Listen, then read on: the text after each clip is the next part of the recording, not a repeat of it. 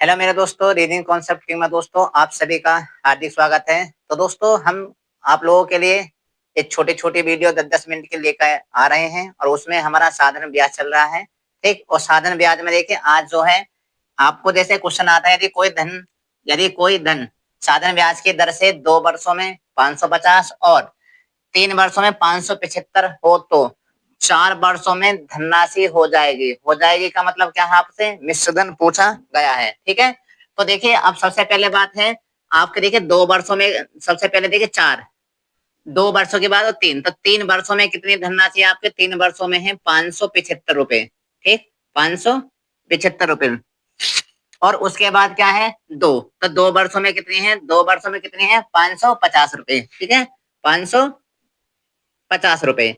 अब सबसे अगर ये ऐसा क्वेश्चन होता है तो हम क्या करते हैं, इनका अंतर करते हैं। अंतर कौन से का, 3 वर्षों में इतने रुपए है और उसके बाद 2 वर्षों में इतने रुपए है, तो इनका अंतर कीजिए एक है।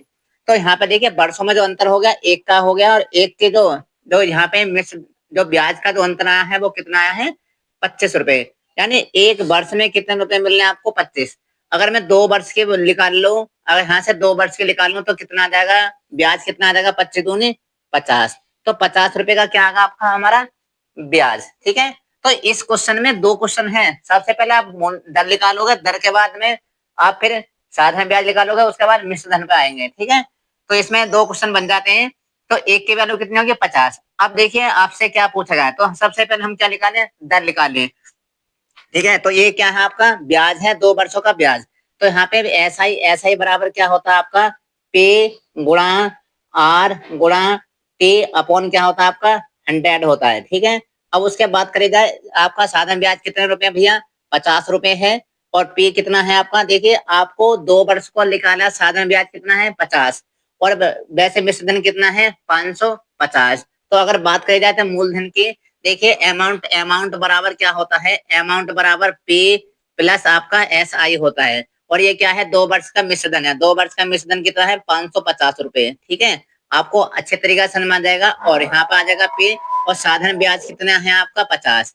अगर मैं 50 इसमें से 550 में से अगर मैं 50 घटा दूं इधर को ले जाकर, तो कितना बचेगा 500। तो 500 रुपए क्या आ जाएगा मेरा पी, और पी क्या होता है आपका मूलधन आ जाएगा, ठीक है। तो पी क्या आएगा आपका मूलधन, तो मूलधन कितना हो जाएगा आपका 50 रुपए, सॉरी 500 रुपए का आपका मूलधन हो जाएगा। और दर आपसे पूछी गई है, और देखिए टाइम जो कितना लिया हमने 2 वर्षों के लिए आपका टाइम लिया है, और बटे कितना हो जाएगा आपका 100 हो जाएगा, ठीक है। अब उसके बाद क्या आ जाएगा, 2 जीरो से हम 2 जीरो काट देंगे, एक और एक 2 जीरो, ठीक। और 5 दूनी कितना हो जाता है 10, यार 1 जीरो हाथ से काट देंगे, 5 में 2 गुणा कर 10 आपसे ही कट जाएगा। तो आप दर जो आई है वो कितनी आपके 5% के आपके दर आई है, ठीक। अब उसके बाद बात करी जाए, अब देखिए आपसे क्या पूछा गया है, आपसे पूछा गया है कि बताइए मिश्र धन कितना होगा और कौन से 4 वर्षों का। अब एक बात बता दिए मुझे, आपको दर निकल गए, आपको साधारण ब्याज के पता है और मूलधन की भी पता है, और अब क्या निकालना है 4 वर्षों का क्या मिश्र धन निकालना है। तो आपका देखिए साधारण ब्याज सबसे पहले हम क्या निकालें, हाँ जी मूलधन, मूलधन कितना है भैया हमारा 500 रुपए था, मूलधन कितना था 500 रुपए था। 500 रुपए पर 4 वर्ष के लिए और 5% की दर से 5% की दर से 5% की दर से, तो क्या आ जाएगा हमारा ब्याज कितना निकल के आएगा, ब्याज कितना निकल के आएगा, ठीक है। तो हम ब्याज निकाल लेंगे और बटे क्या करेंगे हम इसका 100 करेंगे, तो 2 जीरो से हम 2 जीरो काट देंगे, और क्या हो जाएगा 5 चौक कितना 20, और 20 में आप 520, और 20 में कितने 5 से गुणा करें तो 20 पंजे कितना आ जाएगा आपका 100, तो 20 पंजे कितना हो जाएगा आपका 100। तो एस आई कितना होगा हमारा 100 रुपए ही होगा।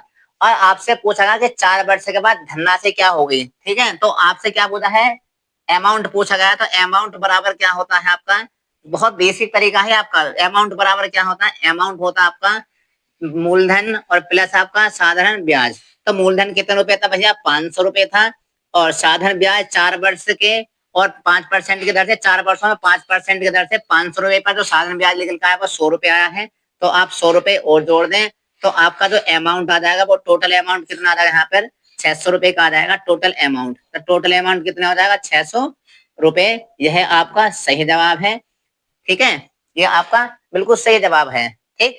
अब देखिए क्वेश्चन नंबर 2 है, क्वेश्चन नंबर 2 में क्या है, सबसे बड़ी बात क्या है यहाँ पे क्वेश्चन नंबर 2, तो इसमें भी क्या है, साधारण ब्याज की दर से कोई धनराशि 2/1/2 वर्षों में 1012 रुपए तथा 4 वर्षों में 1067.20 होती है, तो ब्याज की दर याद करें। देखिए यहाँ पे केवल ब्याज की दर पूछा गया है, तो यहाँ पे जो है बहुत इससे यहीं पे एक ही उसमें हो जाएगा आपका आसान तरीका से। कैसे हो जाएगा भैया, सबसे पहले देखिए आप यहाँ पे देखिए कितने वर्ष का था, 4, तो 4 वर्षों का क्या है, 4 वर्षों का कितने रुपए दिया गया है, 1067 पॉइंट कितना है 2 और आपका 0 में से क्या करेंगे आप, ढाई घटाएंगे, यानी 2.5 वर्ष का क्या है आपका मिश्र धन कितना है, 1012 रुपए, पॉइंट लगा के लास्ट में कर लें 2 0। ठीक है, अब देखिए घटाएंगे तो देखिए आपका यहाँ पे वर्ष का अंतर देखिए कितना आया। ठीक है, तो इधर से कितना आएगा भैया, 1.5 वर्षों का अंतर हो जाएगा, तो 1 पॉइंट कितना आएगा 5 वर्ष, और बराबर कितना हो जाएगा था, आप घटाएंगे तो 2, उसके बाद 0 पॉइंट लगा दो यहाँ पे भैया पॉइंट की सीध में।